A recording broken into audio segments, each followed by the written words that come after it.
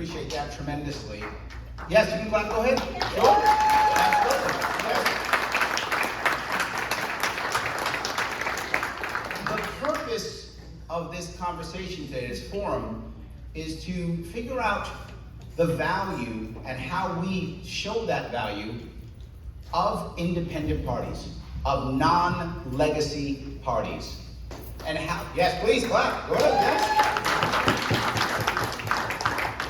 You see it all the time. You see one side saying, other guy bad, therefore vote for me. I know I killed somebody, but he killed 3 people, so vote for me instead.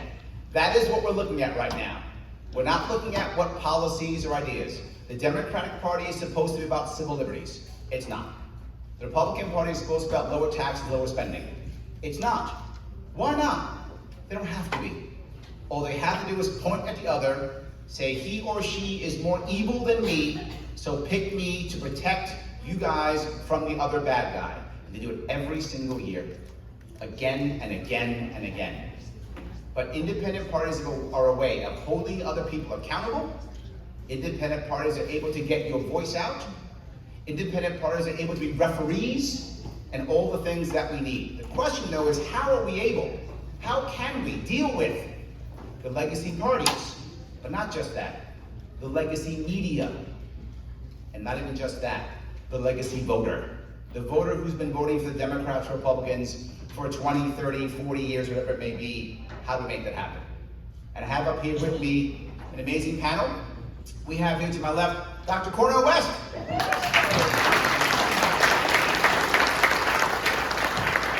can check out what he's doing at cornellwest.com. Next to him, Mr. Jacob Hornberger.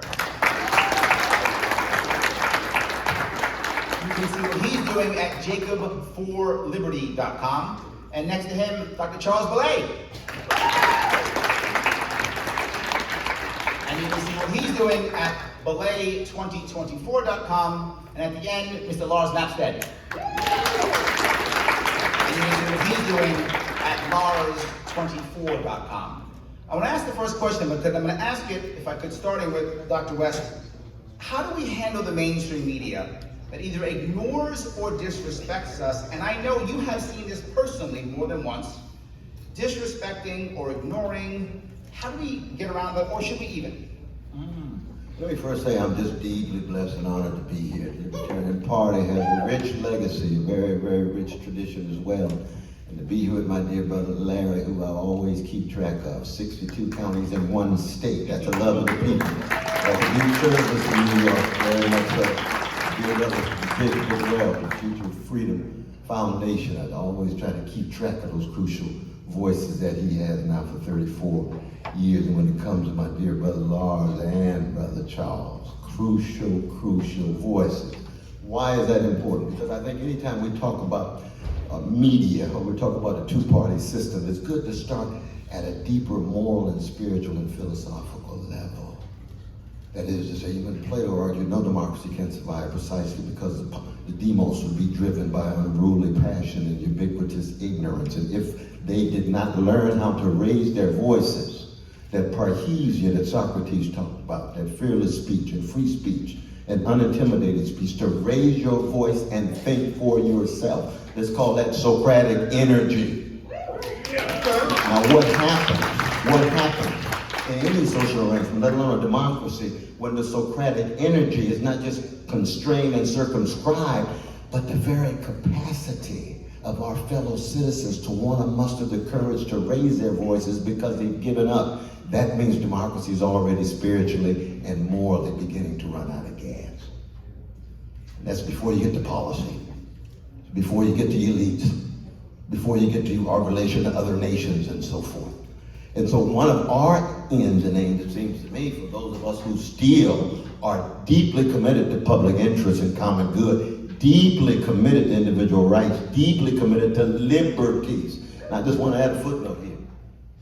I was blessed to study with one of the finest philosophic minds to think about libertarianism. His name was Robert Nozick. He was my tutor in college for 3 years. And his classic, Anarchy, State, and Utopia. I remember reading chapters of that before he published it in order to call into question my other teacher, John Rawls, whose office was right down the hall. Why is that important?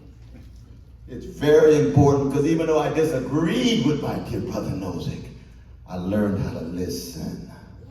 I learned how to wrestle with arguments and narratives and vision different than mine because I had deep libertarian sensibilities. I just didn't call myself a libertarian. Meaning what? Meaning that, oh, lo and behold, even when I read Hayek, I said, oh, that road to serfdom. Yes, he's absolutely right, but there's more than one road to serfdom.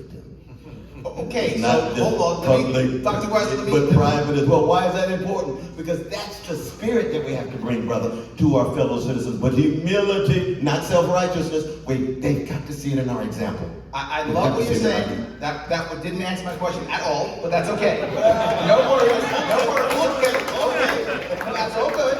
So what I want to do then, since that was basically an opening statement, I am going to allow, if any of the other candidates like to have an opening statement instead, they can do that as well. Lars, Mapstead, would you like to have one? Oh, I'm sorry, well, Charles, you opened up. Would you like to have one? Go ahead. Ditto what Dr. West said. Okay. Here we go.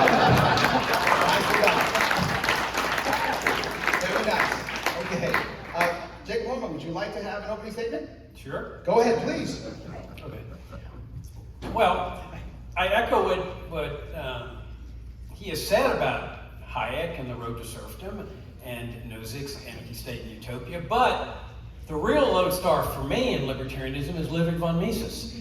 I mean, Hayek was great in his road to serfdom, no question about it, and his essay, How the Worst Get on Top, his concept of the spontaneous order, his critique of socialism, excuse me, sir. But Ludwig von Mises, for me, was everything, because for me, principles are everything. And that's what guides me in this campaign. Libertarian principles are the greatest political and economic philosophy in the history of mankind. They hold the key to getting out of poverty, which is a concern that we would share. And libertarianism came up with that solution. Libertarianism holds the key to getting out of all the crises the Democrats and Republicans have forced it upon our land. This man here knows that the war on drugs is the most racist government program since segregation. Disproportionately higher jail sentences for blacks, and more stops and searches and seizures and asset forfeiture. You ask any black in this country if he knows who Michelle Alexander is, and I guarantee you 80-90% of will know, but I'd say 5% of whites know. We hold the key in this party to the future of this country and the future of the world. We are lighting the darkness that statism has brought us, and we have to keep that lit, that light lit, that lighthouse lit, for the benefit of all mankind. Thank you. Mr. Mapstead, would you like an opening statement? Absolutely. Please. So I just met Dr. West. I had seen him on a podcast before, and I was excited to meet him. And the first thing he said to me was, Lars, I really like that your system is rigged. I believe that the system is rigged. And I thought that is perfect, because what I'm trying to do is I'm trying to reach all kinds of people, not just libertarians. I'm trying to reach Democrats. I'm trying to reach Republicans. I'm trying to reach independents with the idea that the system is rigged, and that we have to unrig the system if we're ever going to have any change and any liberty in our lifetime. The system is completely rigged, and we're going to talk about the election system, ballot access tonight, and how those systems are rigged to keep us out and to disenfranchise Americans.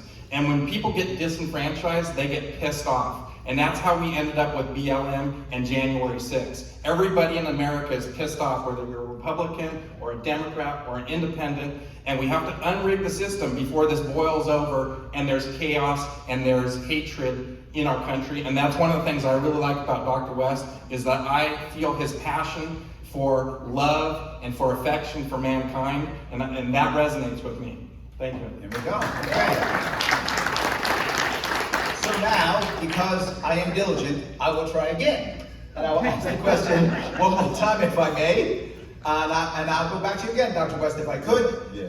Now, how do we handle being ignored or disrespected in the legacy media?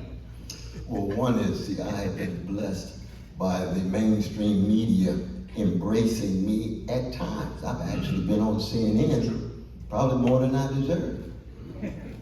Now, MSNBC is a little different because of their connection to certain elements in the Democratic Party. And, you know, Sean and the others in Fox News, they have me on all the time. So I have to be very honest and candid about that, to the degree to which I have an impact, and that's hard to say, probably very little, but it's not the attempt to always feel as if you're going to instruct and inspire and delight, to use what, in fact, serious Socratic conversation is all about, but you have to bear witness. The major challenge at the deeper spiritual level at this point is distrust and despair. You can't have a democratic conversation. You can't have a dialogue in public if you have massive distrust and massive despair. That's not just the polarization of our society. That can end up being the gangsterization of our society. That's the triumph of Thrasymachus in Plato's Republic over Socrates. Might makes right. Raw power pushes out morality and spirituality. So again, there's deeper issues than just the political ones. And the degree to which I'm able to gain access to I bear witness. But the same is true with independent media. Of course, much of independent media is not that independent. We know that. It's very based on, based on how many clicks you get, and so you get the same conformity, you get the same unsocratic preoccupation with trying to be well-adjusted to a mainstream. Democracy thrives when people have the courage to raise their voices critically and freely. That's fundamental. So I think in this case, what you're saying is, look, when you can get on, get on. Yes, that's right. Just when you can get on, and whatever it is, and then when you can't, go independent. Excellent. If I could then, Mr. Hornberger, please, same question. I'm going to take a different perspective on this question. I think... Surprised. I'm sorry? I'm surprised. You're going to be more surprised when you hear my answer. Okay, let's go. All right. I think the media is right to ignore us. And I think they're right to show a lack of respect for us. Look, the campaigns we've been running for the last 20 years are boring. And they're boring to the electorate. And you know why they're boring? Because they become light copies of the Republican Party. Immigration controls. For 20 years, we've been running presidential campaigns that advocate immigration controls. Standard Republican message. In this race, everybody in this race favors the Republican position on immigration controls, with one exception, and that's me, open borders, which is the genuine libertarian position. All right. Take school vouchers. School vouchers have become a mainstay of this party. The LNC sends out fundraising letters advocating vouchers and hiring speakers to advocate vouchers at LNC events. This is a classic socialist reform measure that is purportedly reforming a socialist institution called government schools, and we stand for anti-socialism. How can anybody have any respect for that position? We call ourselves the party of principle. This position, vouchers, violates the libertarian non-aggression principle, which is our core principle. It violates the pledge that every one of us take. How can anybody have respect for that kind of position? And the voters certainly don't. We're at 1% in the polls still. 2 Wall Street Journal polls show us at 1%. You know, when I ran for U.S. Senate, when I ran 3 years ago, I walked into a Hispanic newspaper in Raleigh, North Carolina, and they said, "What do you stand for?" And I said, "Open borders, abolish all restrictions on the free movements of people." They said, "Sir, we want to do a full-scale interview with you," because they found that to be an interesting position, and it is also the position of principle for the party of principle. All right, Dr. Ballay, please, same question. I think I'd be a bit pragmatic about this. The truth is that in this particular party since 1971, this party unfortunately has gains about 1% of the vote, a maximum 3.2% of the vote since 2016, Gary Johnson, right? And if you look at the Republican and the Democratic parties, for instance, the minimum that they received is 1992 with George Bush, 37% of the vote.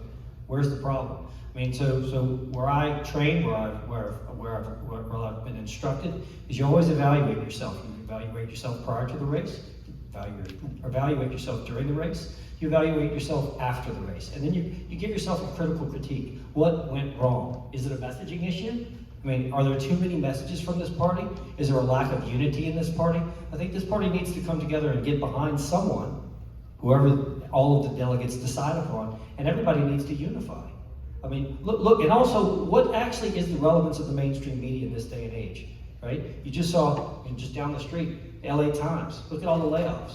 You have AI coming about. Where are we going to get our news from in 5 years? Is it going to be people? Is it going to be an instrument? Who owns this instrument? These are the things we need to be focusing on. Excellent, thank you. Excellent. Mr. Mapstead. Thank you so much. We have to take every opportunity to spread the message of liberty, whatever it is. So if I'm approached by media, I'm taking it. I've been on podcasts large and small. I've been on radio stations all across the country. And my message is resonating. In fact, I went to Mississippi this summer with Spike Cohen. He was investigating a murder of a young man in Mississippi. It was a racial murder. And I went down there to support the family and to support finding justice for this young man. And when we were there, we did a radio interview with a very Republican radio personality. And as he was going, he was talking about unrig the system, and he loved all my economy stuff, but he didn't like any of the issues that were not Republican. But he said, so this thing about the unrig the system, he's like, I could see how Democrats would really want to unrig the system. And then he started thinking about it, and you could see the wheels turning in his head, and he says, you know, Republicans also want to unrig the system. And I said, yes, everybody in America is fed up and they're ready to unrig the system. So we have to take every opportunity that we get to get our message out, to spread the message of liberty. And I've been doing that with guerrilla tactics. I'm the only candidate that has been in 9 national polls in major media. Wall Street Journal polls, Fox News has put me on. So these are things that I'm doing. So I spent over $100 million in advertising running my company, Friend Finder Networks. I know how to spend advertising effectively and efficiently to deliver our message. And that's how I got in these polls, and that's how I'm going to get in front of major media as we continue to go on and as I perform my electoral vote project. People are going to start taking notice, the media is going to start taking notice, and we're going to put fear into the duopoly that we're going to break the system. Thank you. Wow. So I didn't expect to hear basically they disrespect us, ignore us, whatever. Is basically what I heard. If they hang out with us, good. If they don't, they don't. Okay, I'm in. And move to our next question if we could. Mr. Hornberger, how do we handle the argument, which I know you get, and you've been very forward about, the idea of a wasted vote, or we're going to be a spoiler. So I like you, Jacob, you're great, but you know you can't win. I like you, Jacob, but you know it's a wasted vote. How do we deal with that? I agree with it. It is a wasted vote. I mean, if you take, for example, the immigration position, which is really one of the 2 issues that has come to define this campaign. When you run a candidate that favors this Republican position of immigration controls, the idea is, oh boy, that's going to generate a lot of votes. Actually, it generates 0 votes. 0. Because every right-wing proponent of immigration controls is going to vote for Donald Trump. They're not going to waste their vote. They'd be dumb to waste their vote on a Libertarian presidential candidate that favors the same position. They'd be dumb. Or if you favor Social Security extension, which this party has done for 20 years now, or Medicare extension for the next 25 years or so, which all of my opponents favor. They call it an off-ramp ever since the South Carolina debate. They've said we got to extend these socialist programs for 20 years. Who's going to waste their vote on an LP candidate calling for socialism? They vote for Biden. And what I'm suggesting is that if you want to get rid of the wasted vote syndrome, you've got to get your own group of passionate voters, your own Donald Trump voters types that are passionate about our message. And I'm saying that only a message of principle can generate that. Nothing else. We have to find our own passionate people that love our principles, open borders, and they're out there. 20 years ago, I ran for U.S. Senate in Virginia against one of the most popular governors in the history of the state, John Warner. Democrats didn't run anybody, but they were not going to vote for me. And anyway, I'm calling for the repeal of Social Security, Medicare, public schooling. I got 7% of the statewide vote. because there is a constituency out there that loves our principles. But if we don't run our principles and we run with immigration controls or saving Social Security or saving Medicare and so forth, then those passionate voters never come because the others are just wasting their vote anyway. So you're basically saying, I don't care about the wasted vote. I don't care about a spoiled vote. I'm going to get my people, and they're going to vote for me, and they're not going to care. Did I kind of get that right or no? Almost. Okay. It's not me. Okay. Okay. It's what I'm enunciating. That's the attractiveness Got it. Okay. of what's going on here. It's our principles that will generate that enthusiastic group of voters, not me. Thank you. Dr. West, if I could ask you the same question. How do we handle that waste? I'm sure you get it, right? Oh, Dr. West, I love what you say, but you know what? You can't win. You're a spoiler. If a vote for you is a vote for Trump, a vote for you is a vote for Biden, whatever, right? Yeah, I'm sure you get that. Well, no politician owns any fellow citizen's vote. Where's the argument? Where's the vision? I agree with Brother Jacob in terms of principle. You see, we have to proceed based on integrity, honesty, decency, courage, generosity, what our vision is, and be true to that. Say what we mean and mean what we say. And then provide a critique of the narrow lens through which so many of our fellow citizens view it, which is there is no alternative to the two-party system. So therefore you're spoiled. If you believe that democracy is about lifting voices, and those voices are putting forward visions and arguments, then the very notion of a spoiler doesn't make any sense at all. Because things are in fluctuation. Things are changing. And they're changing precisely because people are courageous enough to raise their voices, to organize, provide alternative visions of the world, to authorize different kinds of futures, and to say it in such a way, and here we go to Aristotle, with logos, argument, with ethos, character in the speaker, and with pathos, something you're willing to sacrifice for, something you're willing to take hits for. And that's one of the ways in which you reshape the argument and you move from politicians who've been thermometers who reflect the climate of opinion to politicians, statespersons who become thermostats, who shape the opinion of fellow citizens. We don't have enough statespersons and thermostats because our politics is so thoroughly, well, Shakespearean, rotten. Something's rotten in Denmark. Something is profoundly rotten in Washington. Dr. Ballay, same issue. I mean, again, you are in a state that is very one-sided. People have to tell you, I can't vote for you because to vote for the other guy. You got to hear that, right? Yeah, but I mean, think about it. There is no such thing as a wasted vote. It's an impossibility, right? I mean, the problem that we should be looking at is voter apathy. I mean, how is it that on a presidential election you get 50 to 60%, midterms 40%, non-midterms you have 20%? Like, what's wrong with this country? I mean, sure, the Electoral College was created, right, in 1787? But why do we still use it if people aren't going to actually agree with it? Well, I mean, what's wrong with people today when they say, I didn't go vote? Why is it? Is it because third parties don't count? I don't think so. And furthermore, if you go vote, say, look, it's a wasted vote, that's a mandate for somebody else. So if everybody goes and votes for Biden this fall, that means we all agree with his policies? I don't think so, right? Think about it. It just doesn't make any sense. I think a wasted vote is a way to keep people down. I think there's no place for it in society. I think third parties have a place in society. But let me give you a little pushback if I could. I'm asking, how do we handle it?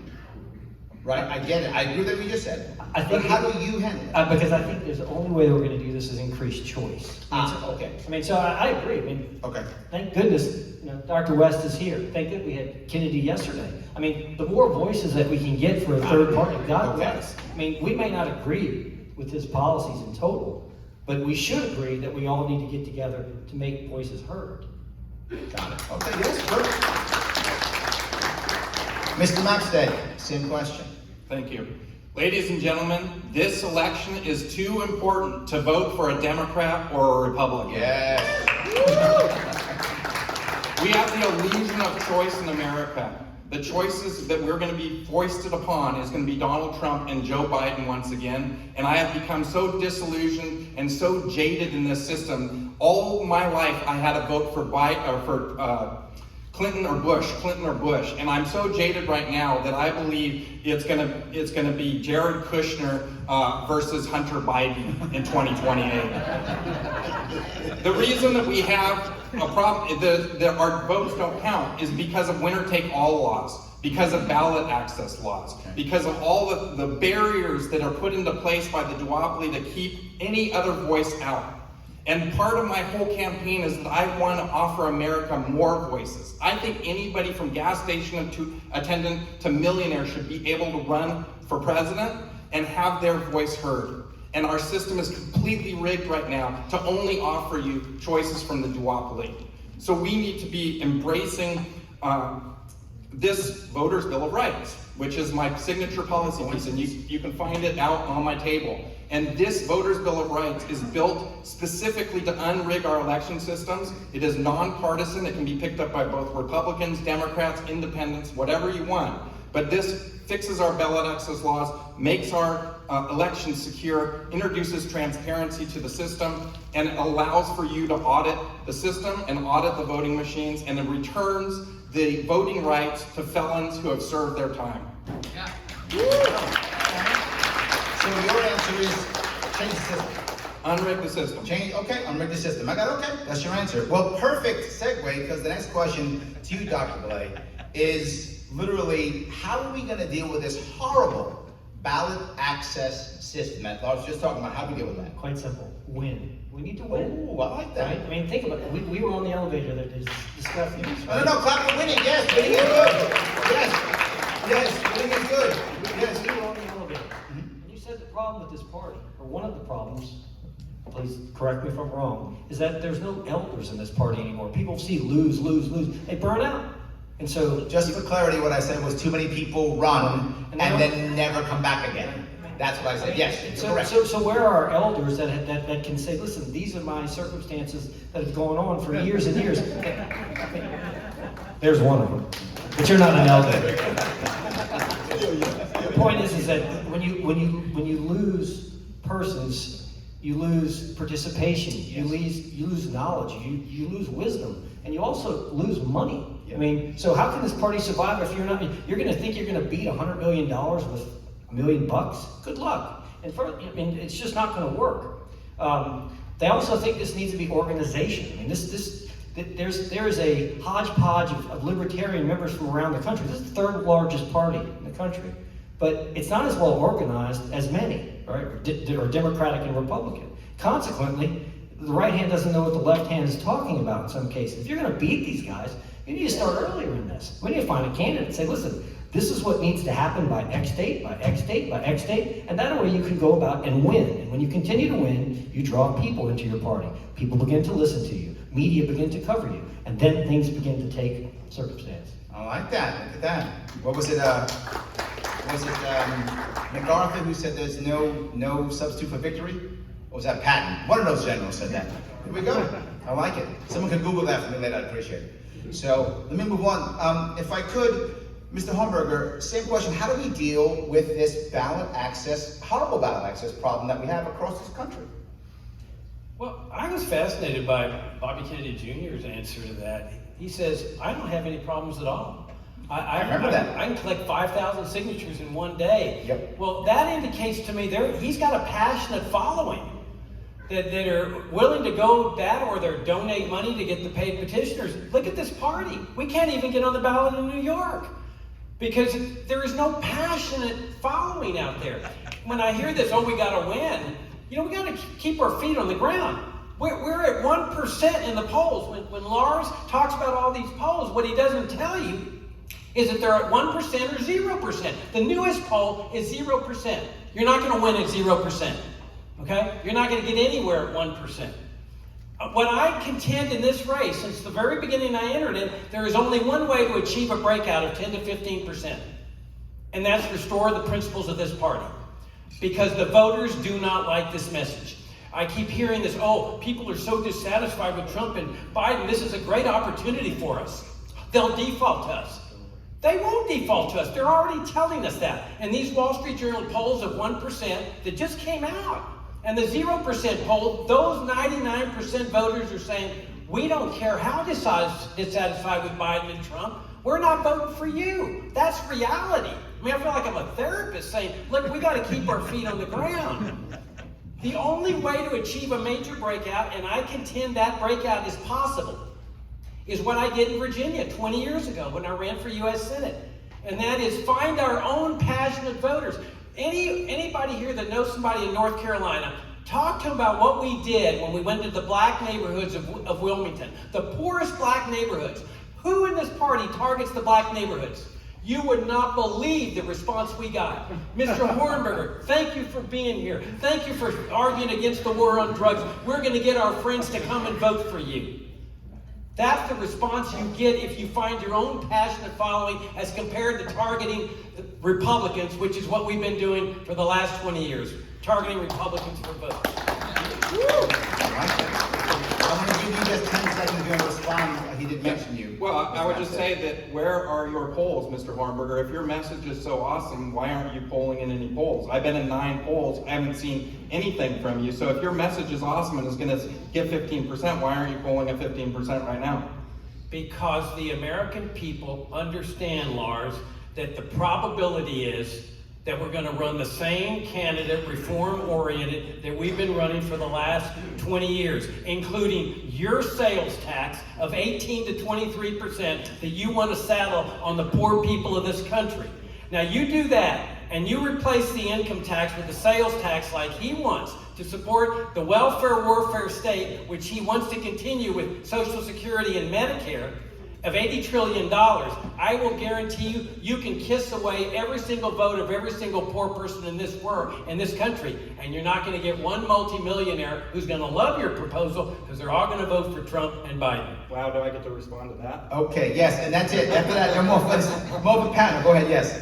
Absolutely. So, our North Star is the same. I want to abolish all taxes and get to no taxation. I want to abolish and end all of our corporate welfare, our social welfare. I want to get to the same place as Jacob does, but I know that we can't just wave a magic wand and get there. We have to have an actual plan to get there. And if you think that throwing and getting rid of Social Security tomorrow won't lose you every senior citizen's vote in America, then you're completely stoned on something. All right, let's move on if we could, please. Dr. West, you going to follow that? How do we deal with the Socratic spirit? Yes. This is a beautiful thing. This is what debate and dialogue is all about. But I'll say this, though. I think my dear brother RFK Jr. is not telling the full truth. Okay. There's no reason why he would have lawyers to go to court to push the state of Utah to move from January to March and now getting them to move to June, without acknowledging how difficult the obstacles are that the two-party system imposes to make it difficult for third parties and independent candidates. That's very real. That's part of the rigged quality. So that when I hear Brother Kennedy say, well, I have no problem, I say, well, all right. We were born at night, but not last night. Let's tell the people the truth. All right. So let me then move on to next question. Oh, I didn't get to answer that question. Oh, sorry. Yes, you were too busy fighting. I'm sorry. Yes, go ahead and ask the question. Sorry. You are correct, Mr. Baxter. I apologize. Go ahead. Thank you so much. So I think ballot access is the #1 issue for the Libertarian Party. We can't win elections if we can't get on the ballot. That is the #1 issue. And so I talked about how I want to win an electoral vote on election night, and 2 states are prime candidates for that, Maine and Nebraska. So I went to Maine and I talked to the Maine chair and I said, hey, I want to make sure that I'm on the ballot here in Maine so that we can win this electoral vote on election night. And he said, oh, that's great, but we don't have ballot access. And then he went on to tell me how all the libertarians had been deleted from the voters' rolls and that they had to do all these legal wranglings in order to get back on the ballot. And so it turns out that they needed 5,000 registered libertarian voters in order to be a major party status in Maine. And they were like 3,000 votes short, and they only had 60 days left to get it. And I realized that they were not going to get it. And I put together a team of people, including Richard Winger and Bill Redpath and a bunch of other people. I put in $25,000 of my own money. I went out on the ground and tried to recruit people in order to be registered voters, and I realized that wasn't going to happen. That's not my skill set. So we had to hire experts to do it, and we literally barely creeped it over the line, and we got major party status for Maine ballot access. And that's a big deal. And I would just like to add that the chair of Maine, who fought to get the ballot access lowered, wants to do that in all states. And after this is done, I want to start a nonprofit that is just about punishing ballot access laws across this country, reducing ballot access laws for all candidates, for all parties, regardless of party and affiliation.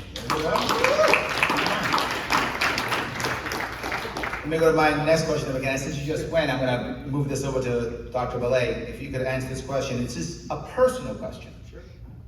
How do you handle when you start to run for office and people around you either turn on you, say lies about you, don't defend you when people lie about you, don't want to talk to you? How do you handle that personally? It hasn't happened yet. Most people are proud. Coming soon. Okay, coming soon. And if they do, they haven't told me to my face. Okay. So, bottom line is, they all understand that I am a person of principle. And I really could give a you-know-what about what people think of me. Okay. I've had a few medical issues in my life, etc. And I truly don't care. I mean, I care, but I don't care. The fact that someone would look at me and have a different idea based upon my political philosophies, I would hope I wouldn't think that much less of them, but I probably would. I mean, we're all free in this country. We deserve to do what we want. We should be able to think what we want. We should be able to act how we want. That's why I'm part of this party. But in all honesty, most people that have found out, they may think I'm a little crazy, given the fact that we've only scored 3.2%. Right. But they all support me. Okay. Thank God. Good. Now, look. Mr. Hornberger, how do you deal with it when people say things like, "Oh, you're not good, I don't like you anymore, or you're wrong, or you're bad, or whatever"? How do you handle that when it's people who are supposed to be your friends, or supposed to be your allies, or even family? Well, I've had experiences with all of them. I've gotten to the point where I don't argue with people like that. You know, it's suggested, oh, we're going to lose the senior vote. That's ludicrous. No senior's going to vote for a Libertarian Party presidential candidate. Get over it. I don't care whether you have a 25-year plan for continuing the socialist program, which all of my opponents favor. Hold on. I want to go back down. What is personal? I'm getting there. Personal. I'm getting there. Okay. Okay. You have to stand for your principles regardless. And with those principles, you find the people that love these principles. If you compromise your principles, you water them down trying to please people in order to get their vote, then you end up with a party that is running a Republican-like campaign that garners 1% of the vote. There's a the common assumption is that we're getting these 1% votes in these polls, which already have established what we're going to do in 2024, because they're assuming that we're going to run the same kind of campaign. Trying to get you back to personal. Trying. You stand for principle, Larry. Good, that's a good answer. It is a good answer. Yes. Because all too long in this party, we've advocated complex, as you know, reform plans for like public schooling, where you get these complex plans about how to run these public schools. You've got candidates in this office saying we're going to use the presidential race to get libertarians to take over public school boards. That's what we're about, to show Americans that we're better off running socialism. We got to stand for our principles. It's a self-esteem problem. Self-esteem? I like that. Self-esteem problem. I've heard that before. We are who we are. We are libertarians. Our principles are not liabilities. They're not albatrosses. It has been ingrained in us for 20 years. These are our greatest assets. These are our weapons that we carry into battle. We need to fight as libertarians, and that means rejecting reform, rejecting all these sales taxes and so forth, rejecting Social Security saving, and stand for liberty. And that's how we find our passionate voters. Okay. So, Dr. West, how do you handle that? I mean this, you can do a little what you can do, but also, please, do personally too if you would. Yeah, see, I would argue that Brother Jacob's claim is a necessary but not a sufficient condition. Okay. The Socratic legacy of Athens teaches us that if you solely stand on principle, the hemlock is waiting for you. and the prophetic legacy of Jerusalem teaches you if you stand solely on principle, the cross is waiting for you. In the middle, there's Cicero.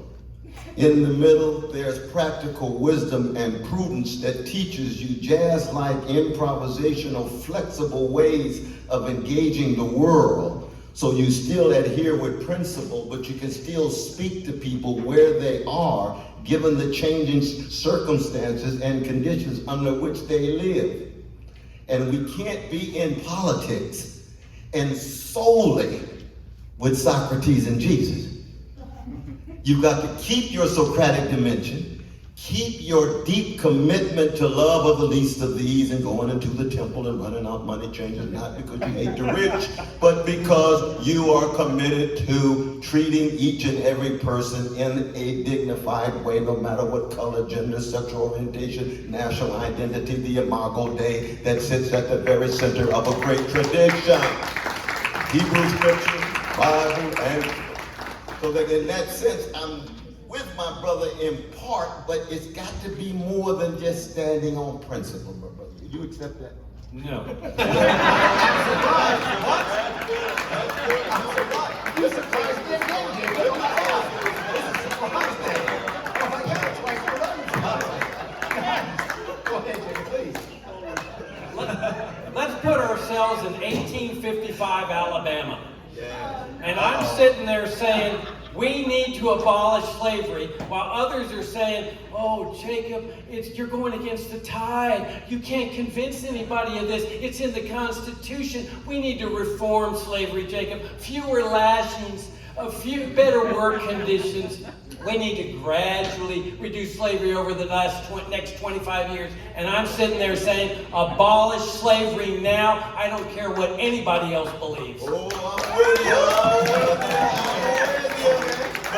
But let's look concretely. Frederick Douglass has a choice between a liberal slaveholder and a conservative slaveholder. He's an abolitionist, like you said. He found a third party called the Liberty Party. That Liberty Party also encounters a figure with 1 year of formal education with Shakespeare in one pocket and the Bible in the other, named Abe Lincoln. And he says the only way you're going to break the back of this barbaric system is not just standing on principle. You're going to have to come up with putting people in motion to be able to result with the abolition of slavery. That's the prudence, that's the practical wisdom. You can't talk about Lincoln without talking about Douglas. You can't talk about Harriet Tubman without talking about Lincoln. All right, okay. All right, so I am so sorry, Mr. Mapstead, you have to follow that. I'm so sorry. You have to follow that. But it is now your turn to follow that. Well, I'm going to come at it a little bit different angle. So I have two very good friends that are hardcore Republicans, and I have two very good friends that are hardcore liberal Democrats. And before I was running and I used to have time, I used to go to lunch with these people. Now they haven't seen me for like 5 or 6 months. But the thing is I would have political conversations because these are my very close friends. And I was a little bit afraid to have political conversations with my very close friends because they might start hating on me and telling me I'm a jerk and that sort of thing. And what I found is because I have such a good relationship with these gentlemen, that I can have a regular conversation with them, I can listen to them where they're at, I can meet them where they're at, and we can find mutual agreement where they're at. And that's what we have to do in the Libertarian Party. We can't just be shouting at people and telling them they're wrong. We have to meet them where they're at. One of the questions that I love asking people is, do you think that the government spends the money that it takes from you wisely and efficiently? I never get anybody that says yes, whether you're a Democrat or a Republican, and that's a place to start a conversation. That's a place where I can start bringing liberty into the conversation. Thank you. Excellent. All right, let me go to, this is a question that I was given after yesterday's conversation, so I want to bring it up now if I could. And I'll start as if I could with Dr. West. What does a peace foreign policy look like? When it comes to foreign policy, what does a peace foreign policy look like? It means that we have to acknowledge that it's always difficult to preserve precious individual liberties in an empire that's preoccupied with dominating the whole world.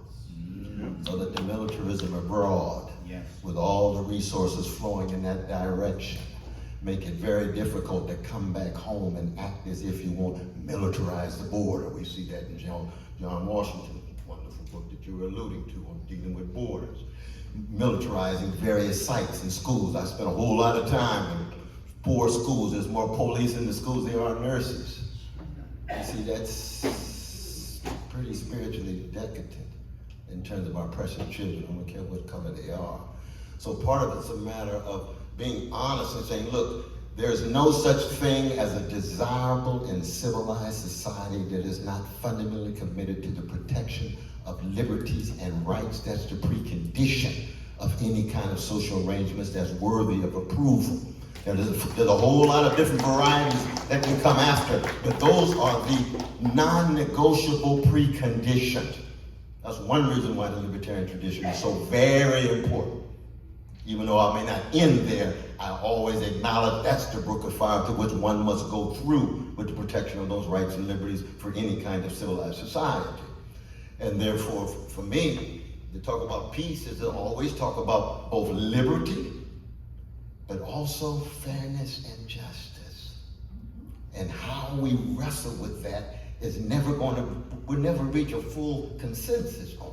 Brother Jacob and I could have a wonderful argument, mediated with cognac and a whole lot of other things, and having a good time and learning from each other. But it doesn't mean that we're going to reach a unanimity on it. But the question is, can we somehow be committed enough to say that, lo and behold, there's certain non-negotiable prerequisites like liberties and rights and like fairness and justice. If you can't do that with an empire obsessed with profit abroad, obsessed with oligarchs and plutocrats tied to that policy, and with the Pentagon in love with arm manufacturers and arm manufacturers in love with the Pentagon. So, please, if I understood this correctly, you were even talking about to have a peace foreign policy, you also have to have a peace domestic policy. Did I get that right? Absolutely. Excellent. There we go. Hand in hand. There we go. Excellent. So, Mr. Hornberger, please, same question. What would a peace foreign policy look like? Well, when I announced my candidacy, and you can see it at jacobforliberty.com, I gave two reasons I was running. One, I want to be free, and the second was I want to bring an end to the federal killing machine. Martin Luther King said this is the greatest purveyor of violence in the world, this government. And he was right. And I saw it firsthand. I went to Virginia Military Institute. I was an infantry officer. I saw what the Vietnam War was doing. 58,000 of my generation killed for nothing, including many blacks who were conscripted to serve, to fight for freedom while there was segregation back here at home. That was the free society they were being forced to die for. They destroyed Muhammad Ali's life, at least the prime of his career, because he was objecting to this crooked and corrupt war. What I'm saying is that to end this thing, you not only have to bring all the troops home. He's absolutely right about the empire and domination. You've got to bring all the troops home, discharge them. They're not necessary. Abandon all foreign military bases, but you got to do more. You've got to dismantle the national security establishment. Yeah. That is the root of this problem. That the Pentagon, the CIA, and the NSA. Worst mistake we ever made in this country was converting the federal government from a limited government republic that was limited to the powers in the Constitution and the Bill of Rights to a totalitarian form of governmental structure that assassinates people, including John Kennedy, as Bobby Kennedy Jr. has had the courage to point out, along with Martin Luther King and Patrice Lumumba and General Rene Schneider and any others. That's what we have to do, and I'm not the only one who has said this. Frank Church, who was head of the Church Committee, said the same thing, that you can get out of Vietnam, it won't make any difference. They'll have a whole slew of other foreign wars to start with. You've got to get rid of the national security state and the domestic empire of bases, of military bases. Now we're talking about a genuinely free society. There we go. Thank you. Dr. Ballay, please, same question. What does a peace foreign policy look like? It's hard to follow these two because they said so eloquently, but my beliefs are the same. I mean, I'm a physician. I believe in life. Life is sacred. We don't realize how short time we have here on Earth before it's taken away. I mean, how can you advocate for continuing this war machine post-World War II? I mean, what right do we have? And furthermore, if you're going to try to justify this by some economics, every country ever with colonialism has failed. I mean, look at England, and it's fallen to pieces. I mean, compared to where it once was. France, Spain, Portugal, you name it. I mean, to continue to spend at $34 trillion in debt now, much of which is military spending, so that we can police the world, makes absolutely no sense. I mean, we need to bring people home. We need to close a lot of bases. We need to keep our country safe. Mm-hmm. But there's no reason that we need to be the policemen of the world. Okay, good. Mr. Mapstead, same question. We have to stop funding wars and start funding peace. Bottom line. How many of our freedoms have we given up because of moral righteousness on one side of the aisle or the other? They use moral righteousness for war all the time. They tell you that we're going to go in and we're going to deliver democracy to these other countries. We do not deliver democracy to these other countries. What we deliver is death.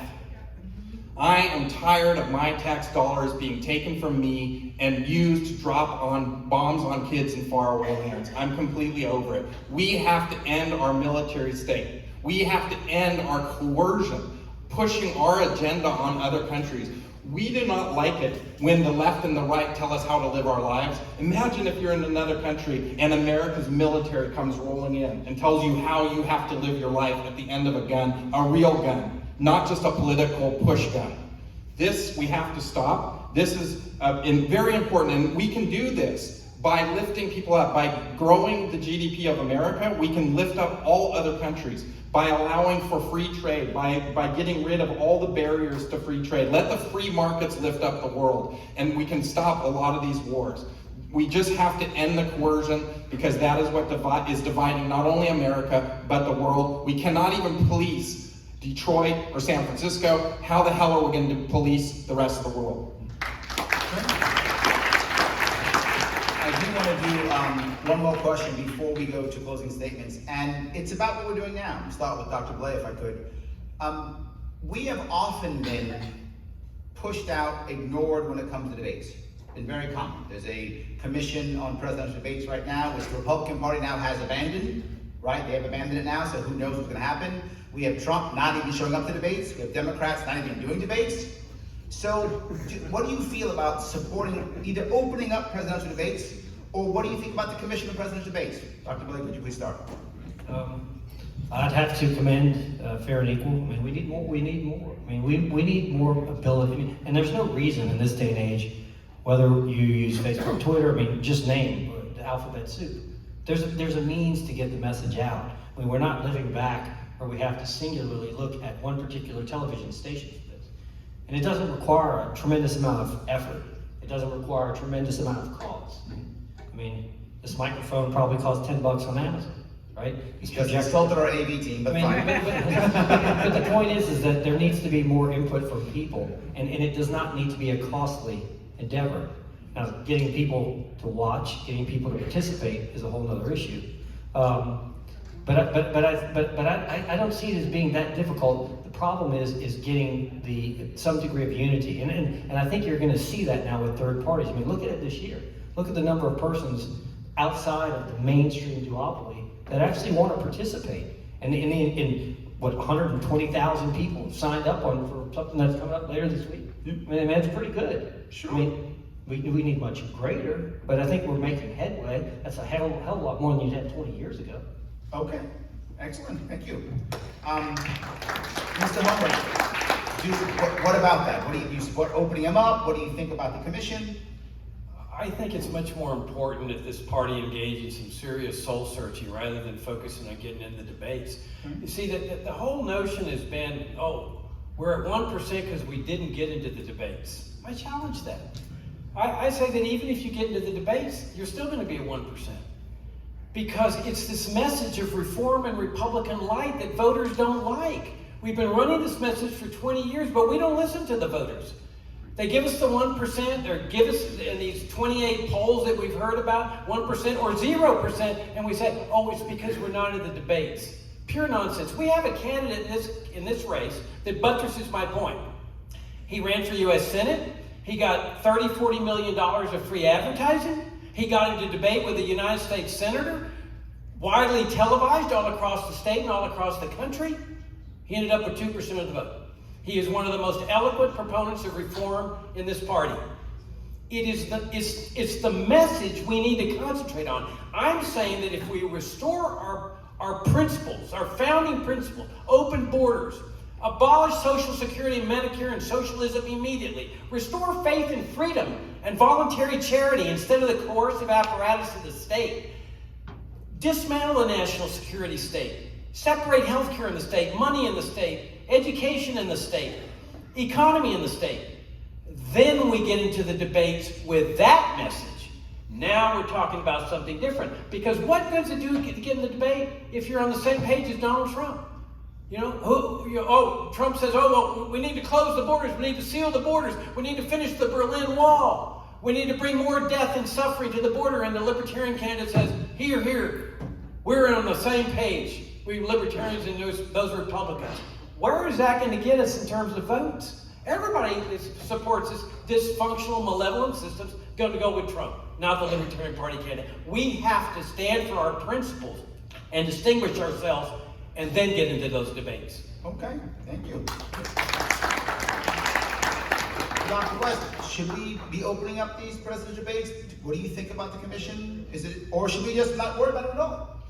No, we've got to fight on all fronts.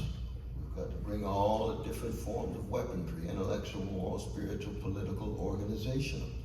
But we can't become obsessed. We can't fetishize these spectacles of debates on television as if they're having some grand impact. They play a role. I'm much more concerned about the quality of the debates on the ground with fellow citizens across various racial, class, and regional and religious lines. You can have all the debates you want at spectacle, but if your citizen is feeling helpless and hopeless and apathetic and so forth, they're still just spectators. Well, democracy is not a spectator sport. You've got to participate. And so, I push and I promote, but I'm not in any way obsessed or preoccupied with it at all. I'm much more concerned about trying to create various contexts in mosques and churches and temples and synagogues and little leagues and, well, I guess nightclubs, difficult to have dialogue. but in the realm of the arts, I mean, the arts is one of the few places, look at the Super Bowls, one of the few times you get all of these folk of different colors and regions just loving each other and hugging each other, and sheer joy and unbelievable arete and excellence. And you say, we've got a moment of unity. Market-driven, spectacle, obsession with gladiating-like activity reminds you of the Roman Empire, doesn't it? My God, can't we translate genuine democratic or Socratic energy among the demos of fellow citizens rather than just the spectacle that's already circumscribed by framework? That, for me, is much, much more important. Here we go. Okay. Thank you. Mr. Mapstead. The system is definitely rigged in this case. The League of Women Voters used to run the debates, and guess what? We got too close to getting in the debates, so they changed the rules on us. They do that a lot. Every time you get in New York City and you start getting close to being governor, they change the rules and change the ballot access laws right from out from underneath you, right? Yep. And you know, the system is so rigged now that I don't think Joe Biden and Donald Trump are even going to debate each other this time. I'm not sure they can debate each other. You know, and I'm very pleased that I was able to meet and get into free and equal debate coming up here next week, and it's going to be on Rumble. And I'm one of the 6 candidates was able to achieve that. My team worked very hard. We got something like 21,000 votes or something like that to allow us to participate in this. And I think that what we have to do is we have to embrace this type of activity, this type of debate. We have to make this the new national stage. We have to make this the thing that people want to watch. And this is how that we can bring liberty, the message of liberty to more people. Right? And I'm hoping that in a couple days, I'll get to be with Dr. West again in New York City on the free and equal debate stage, because I look forward to continuing this conversation. Thanks. I wish I could be there, but I had events months ago to do that. But I thank God that people are trying to do that. So I want to do our closing 90-second statements if we could. Closing statements, if we could start with Dr. West again, if you don't mind. Please, closing statement. I just want to say this has been a sheer delight. And I want to thank you all for being so very kind to me and all the others. But I want to end on a blue note, a sobering note. We are a wretched species. Hegel said human history is a slaughterhouse. The great Edward Gibbon said it's the register of human crimes and follies.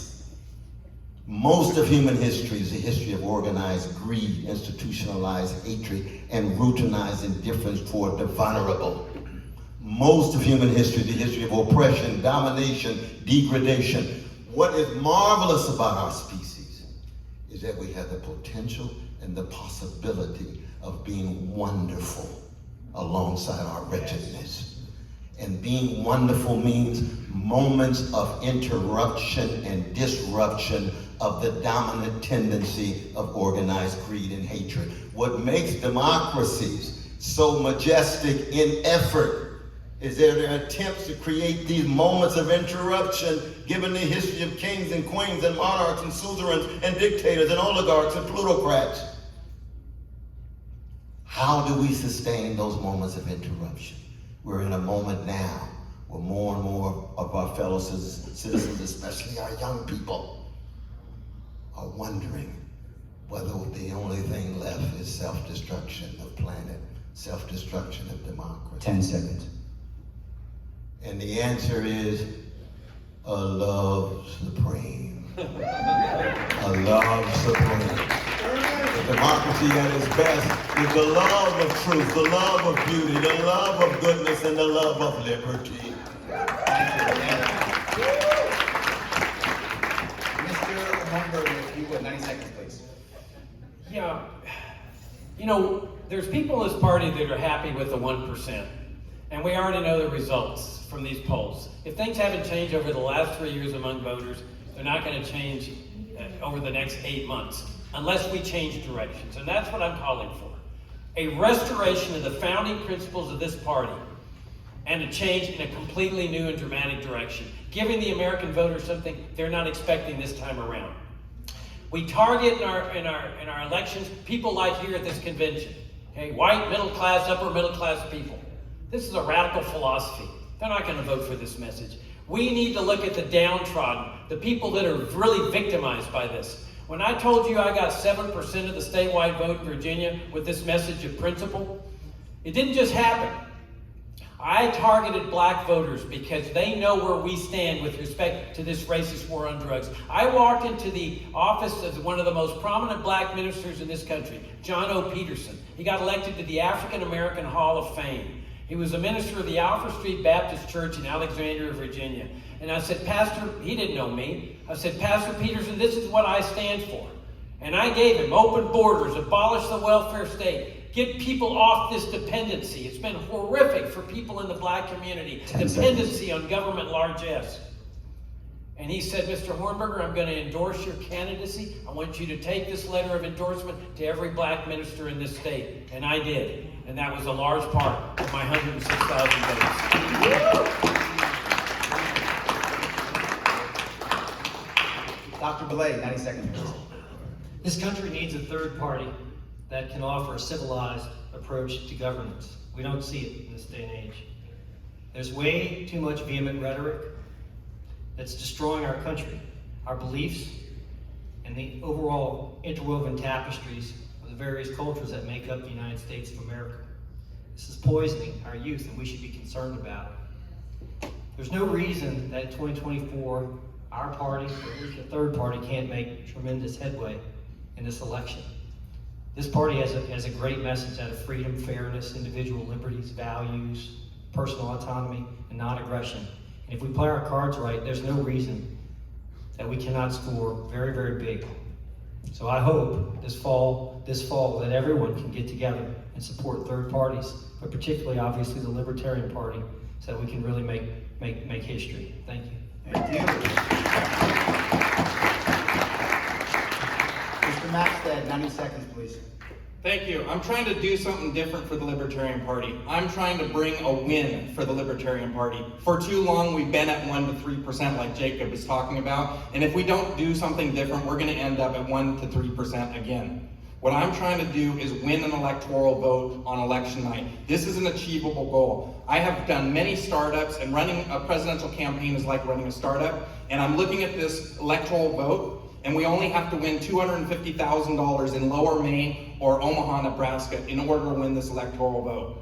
This puts a win on the map for libertarians on election night and gets the media attention that we need. It will get $30 to $40 million worth of free media attention, and people will Google, what is a libertarian? And that's how I found that I was a libertarian. I want everyone in America after election night to Google what is a libertarian, and this is going to grow the party and drive massive donors to our party, and this is what we need in order to grow our movement and spread the message of liberty. We have to do something completely different. I want you to be a delegate for me in Washington, D.C., so that I can put this plan into action. I feel like I can actually achieve this, and I want your vote. Thank you very much. Lars24.com.